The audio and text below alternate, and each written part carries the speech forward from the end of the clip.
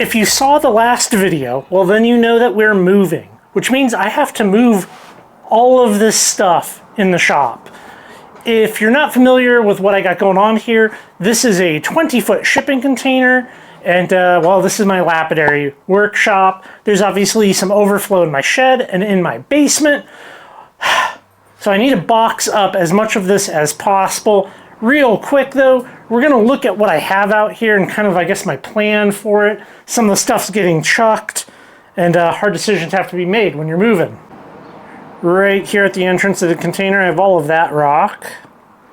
I have some kind of miscellaneous things. There's rock here. I got gas bottles. I got a compressor. Bins of rock. Like was just in here. I gotta clean my 14-inch saw. Those are bins of rock down there. I got machines, bins of rock down there that are just kind of becoming a little bit of a catch-all for random rocks that I find around the shop. I think my plan is to disassemble this shelving unit here and kind of pack up and organize all that stuff. I got more machines down there, and then I can use this space as a way of like storing things up against the wall. Obviously the big drill press. That shelf down there has just kind of rocks and different things. I gotta pack up the arbor. All of those rocks on the back shelf need to get packed. Underneath the bench there, those are more bins of rocks. I got some machines here. There's just a lot. It's a lot. It's a big undertaking. I got this toolbox of stuff. It's kind of a big undertaking. There's a lot of like little miscellaneous things. I have a lot to do. In the meantime, I'm going to show you this shipping container getting delivered back in 2018, and then, well, let's start packing.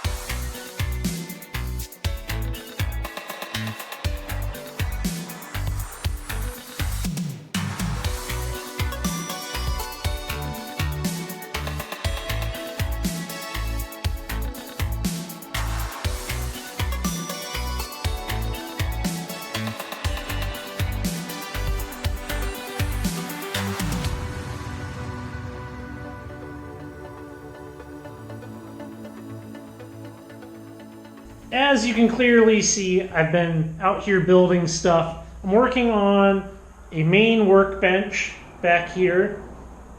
Also constructed a loft, which you can see.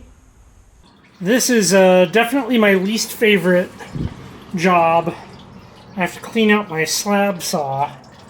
And I pulled the drain there, and I got a bucket under here, and now I scrape. I scrape and I get covered in oil. Got an apron on, rubber apron. Whew, it's a lot. Well, cleaning out the saw is always a challenge. As you can see the bottom of the saw there now, which that's good. Never going to be perfect. Obviously, I made a giant mess. So I got cat litter all over the floor here, soaking up said mess. But I'm pretty clean enough to move it. We are looking pretty empty here, aren't we? So, we'll get to this eventually. But what I want to show you is something about moving big pieces of machinery, specifically like slab saws, that you're never going to see anywhere else. Because nobody ever moves these things for the most part, and they never talk about it. I'm going to show you the trick that I have for moving my slab saw, which is all cleaned out now. So my saw here weighs about 130 pounds, which isn't a crazy amount of weight, but it is very bulky. And down here, this part of the saw, you have 1/8 inch thick steel, and up here, it's just like the thinnest sheet metal ever. So here's how you do this. You need a hand truck and you need this. That is a big piece of angle iron, and it is C-clamped, using C-clamps, to the leg of my saw, because the back is like the front, where you just have these little legs made out of angle iron on it. And because of that, you can't put a hand truck on it. So the angle iron clamped onto the legs acts as a spreader bar, which allows me to put my hand truck under it, and I can use a single ratchet strap that goes around. Okay, it goes around and it's not being pinched on anything or by anything. And this is going to allow me to take it down my ramp by myself, which this would come in handy if you are ever trying to like buy a saw, let's say on Craigslist, Facebook Marketplace. This is how you're going to move it by yourself.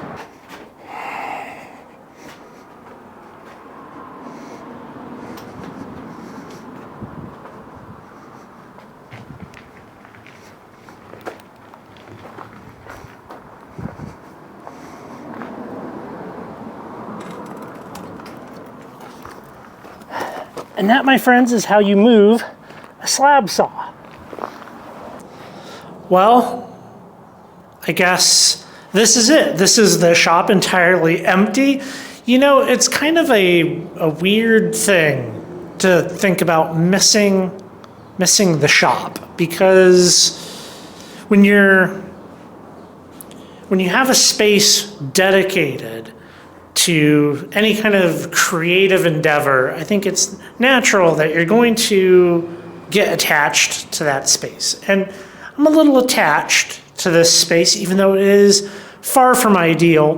I would not recommend anybody ever get a shipping container as a primary shop space, living in a cold place. You know, it's better than nothing. However, it is not as good as it could be.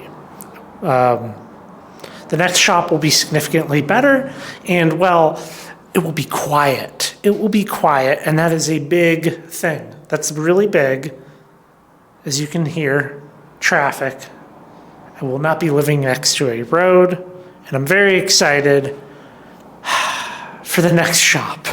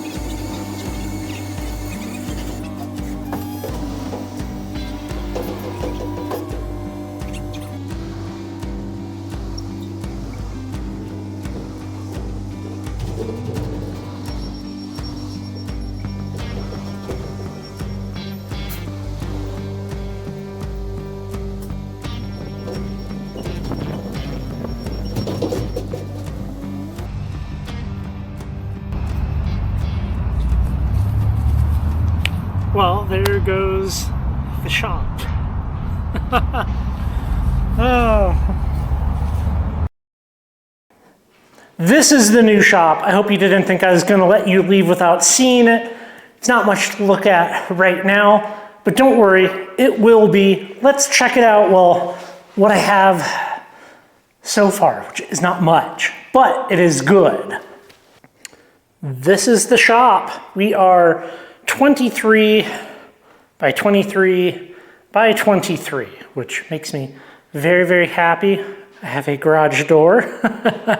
So the old shop, the shipping container, was 20 foot by 8. So, you know, basically I had this like right here up to those shelves back there. So not a lot of space compared to what I get to work with now, which makes me very happy. However, this space needs so much work, an incredible amount of work.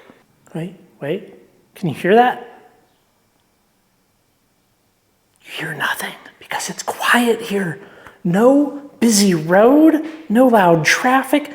I love it. I have light. Look, there's light coming in and hitting me. How amazing is that? I have multiple things that the sun comes through, which makes me happy.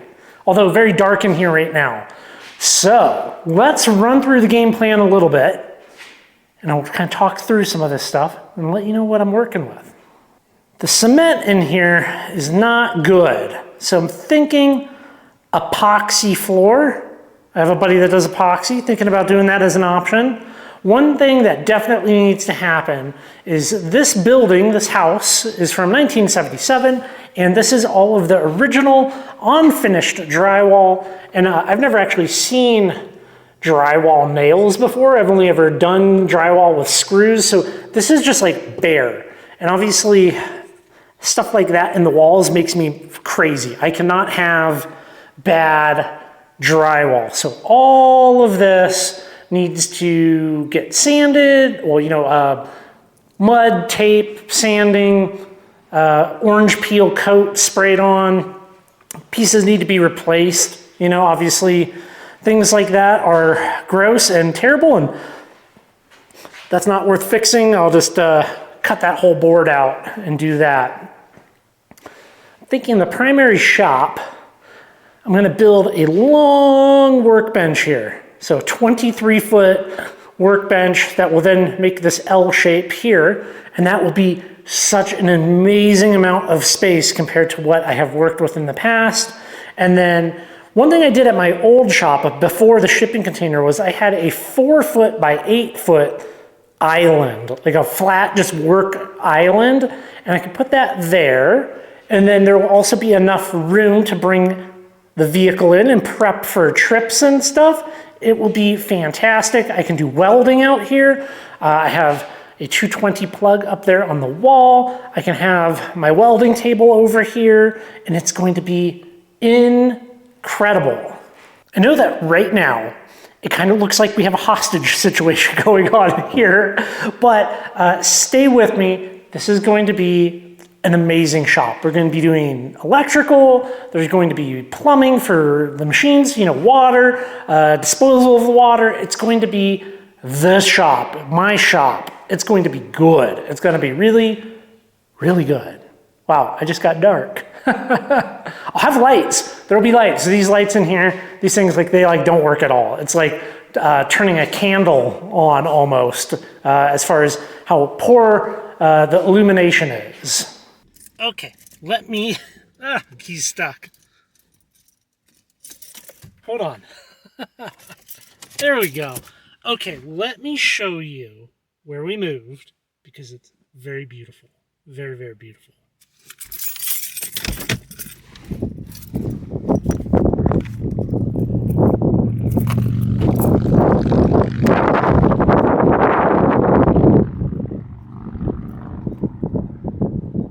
Look at that. That, my friends, is southern Utah. Finally. Look at this place. Isn't it pretty? These mountains back here. That thing. Yeah, southern Utah. That's where we chose to move to, and it is gorgeous, and we are very, very happy with it.